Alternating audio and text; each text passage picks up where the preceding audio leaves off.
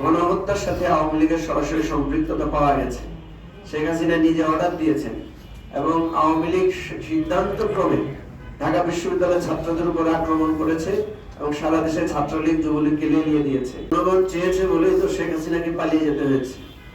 জনগণ রাজপথে নেমে এসেছে, রাজপথে নেমে এসে তারা তাদের রায়, বিক্ষোভ, গণ অভ্যুত্থান ঘটিয়েছে বলেই তো আওয়ামী লীগ এই বাংলাদেশের রাজনীতি থেকে, ক্ষমতা থেকে, সার্বিক অবস্থান থেকে তাদের পতন ঘটেছে।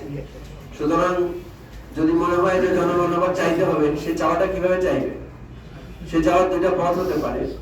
সেটা হচ্ছে, একটা তো হচ্ছে আইনগতভাবে, সেটা তো অলরেডি প্রসেসের মধ্যে আছে। কারণ আমরা মনে করি গণহত্যার সাথে আওয়ামী লীগের সরাসরি সম্পৃক্ততা পাওয়া গেছে।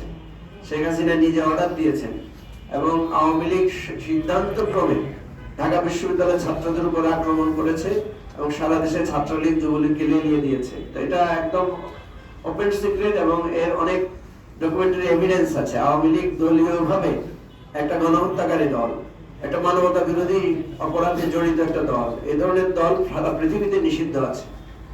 সুতরাং কেউ যদি বলে থাকেন যে আওয়ামী লীগ জনগণ চাইলে ফিরে আসবে, আমি মনে করি জনগণ গণ অভ্যুত্থানের মধ্য দিয়ে তার চাওয়া এবং তার প্রত্যাশার বিষয় ঘটিয়ে দিয়েছে।